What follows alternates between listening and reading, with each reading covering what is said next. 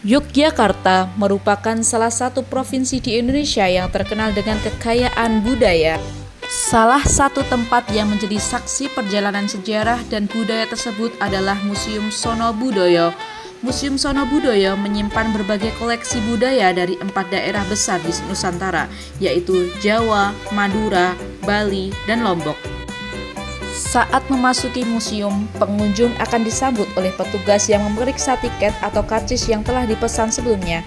Di bagian depan pintu masuk terdapat berbagai perangkat gamelan Jawa seperti gong ageng, kenong, bonang, saron, dan gender. Suasana semakin terasa khas ketika salah seorang petugas memainkan alat musik tradisional sambil melantunkan tembang berbahasa Jawa. Selain menikmati koleksi yang dipamerkan, pengunjung juga dapat menyewa pakaian adat untuk berfoto dan merasakan pengalaman budaya yang lebih dekat. Salah satu koleksi menarik yang dipamerkan adalah kain batik cinde. Pada masa lampau, kain cinde sering digunakan sebagai alas tidur, sarung bantal, maupun guling. Dalam tradisi Hindu, kain cinde dengan motif jelamprang melambangkan cakra, senjata Dewa Wisnu, serta 8 tahapan yoga. Oleh karena itu, kain ini dianggap memiliki nilai sakral dan sering dikeramatkan oleh sebagian masyarakat. Museum ini juga menampilkan koleksi pakinangan, yaitu seperangkat alat untuk tradisi menyirih. Koleksi lainnya adalah arca Dewi Sri yang terbuat dari perunggu berwarna kecoklatan. Dewi Sri dikenal sebagai Dewi Kemakmuran dan Kesuburan dalam kepercayaan masyarakat Jawa. Selain itu, terdapat miniatur rumah limasan tambang teplok. Rumah limasan merupakan salah satu rumah adat Jawa yang namanya berasal dari sistem perhitungan tradisional dalam pembangunannya. Selanjutnya, kita akan masuk di budaya praaksara dan tradisi berkelanjutan. Masa prasejarah merupakan salah satu pembabakan dalam sejarah di Indonesia. Rentang waktu ini kerap disebutkan sebagai periode ketika kebudayaan tulis dan aksara belum dikenal. Manusia bertukar makna melalui gambar atau simbol sederhana yang muncul dalam lukisan cadas hingga penggambaran arca nenek moyang. Masa transisi menuju periode sejarah berbeda di tiap wilayah karena evolusi budaya tak hanya linear, tapi dapat tumbuh berkembang sesuai keinginan masyarakat pendukung budaya ingin berubah. Kebudayaan prasejarah di Jawa menunjukkan ragam artefak yang menarik untuk dipelajari karena bukti ini menunjukkan perkembangan kebudayaan manusia di masa lalu. Untuk dapat bertahan hidup, beradaptasi dengan lingkungannya, penemuan teknologi baru, bahkan membangun koneksi dengan adikodrati melalui ritual yang menjadi akar kebudayaan hari ini. Selanjutnya kita akan masuk ke Islam dan kebudayaan. Sejak awal kedatangan Islam di Jawa, Islam berkembang dalam ruang kebudayaan. Para penyebar Islam di Jawa, termasuk Wali Songo, memakai pendekatan kultural untuk mengenalkan Islam, sehingga Islam mengakar dalam kehidupan kebudayaan masyarakat. Oleh karena itu, Islam tidak serta-merta menghapus seluruh kebudayaan yang telah ada sebelumnya.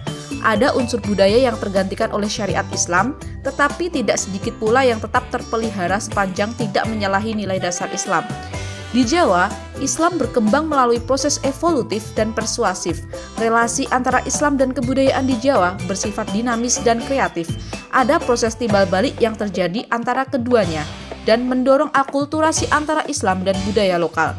Masyarakat di Jawa mengubah beberapa unsur kebudayaannya untuk menyesuaikan diri dengan ajaran yang dibawa oleh agama Islam melalui proses adopsi, adaptasi, modifikasi, pergantian, maupun kreasi. Dengan demikian, banyak tradisi dan kebudayaan lokal yang kemudian mendapat sentuhan atau pengaruh Islam sehingga memperkaya kebudayaan yang ada di Jawa. Salah satu koleksinya yaitu wayang kulit. Selanjutnya ada dakonan, permainan tradisional Jawa. Di Jawa, permainan tradisional diwariskan melalui tradisi lisan yang biasanya terwujud melalui gerak tubuh seperti kejar-kejaran, sembunyi-sembunyian, atau mengandalkan kecekatan tangan yang mengandung ajaran tata cara berhitung secara sederhana. Sekarang kita akan masuk di ruang Bali. Mengapa sih di Sono Budoyo itu ada budaya Bali? Karena Java Institute sebagai lembaga pengkajian dan pengembangan kebudayaan Jawa yang didirikan pada masa kolonial memiliki wilayah cakupan bukan saja di Pulau Jawa, namun juga Madura, Bali, serta Lombok.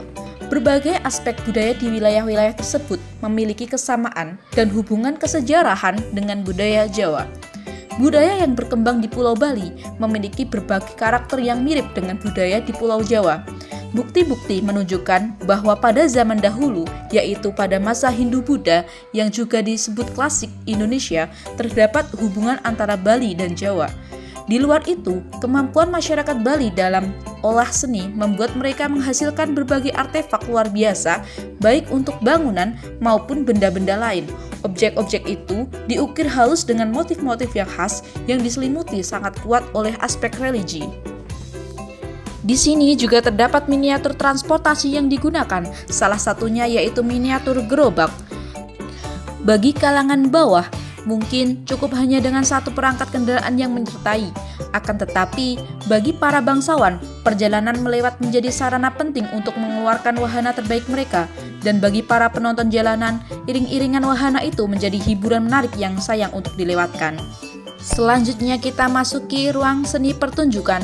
Seni pertunjukan merupakan sebuah ungkapan budaya, wahana untuk menyampaikan nilai-nilai budaya dan perwujudan norma-norma estetik artistik yang berkembang sesuai dengan zaman. Dalam ruang pameran ini disajikan ragam jenis wayang seperti wayang klitik, wayang golek, wayang Cina Jawa, ada pula ragam jenis topeng dari berbagai daerah di Jawa, Bali, serta seperangkat gamelan sebagai satu bagian dalam seni pertunjukan. Namanya siapa, Mbak? Ya, perkenalkan nama saya Lita Puspita. Sebagai apa, Mbak, di sini? Saya sebagai edukator Museum Sono Budoyo.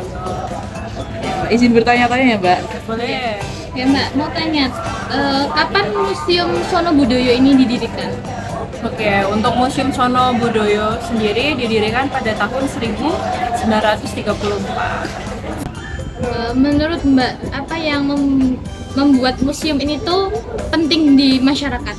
Oh iya, kenapa museum ini Sono Budoyo ini sangat penting ya? Karena museum ini spesifikasinya spesifik ya, maksud saya spesifik untuk mengenalkan, mengedukasi tentang kebudayaan dari Jawa, Madura, Lombok, Bali seperti itu. Tadi kan disebutkan bahwa museum ini tuh banyak pengunjungnya dan menjadi daya tarik tuh gara-gara emang banyak sekali tempat-tempat yang edukatif gitu ya Mbak ya. Terus tantangannya seperti apa Mbak? Tantangan terbesar dalam pelestarian museum ini? Oh ya, untuk tantangan terbesarnya pastinya bagaimana cara supaya pengunjung itu tidak bosan-bosan terus untuk mengunjungi Museum Sono Budoyo seperti itu ya. Nanti solusinya kita selalu merefresh kembali beberapa tahun lagi dengan macam tema yang berbeda, ataupun nanti mungkin kita akan membuka ruang baru untuk membuat wahana seperti itu yang lebih interaktif dan menarik. Nah, itulah gambaran tentang isi dan berbagai koleksi yang terdapat di Museum Sono Budoyo.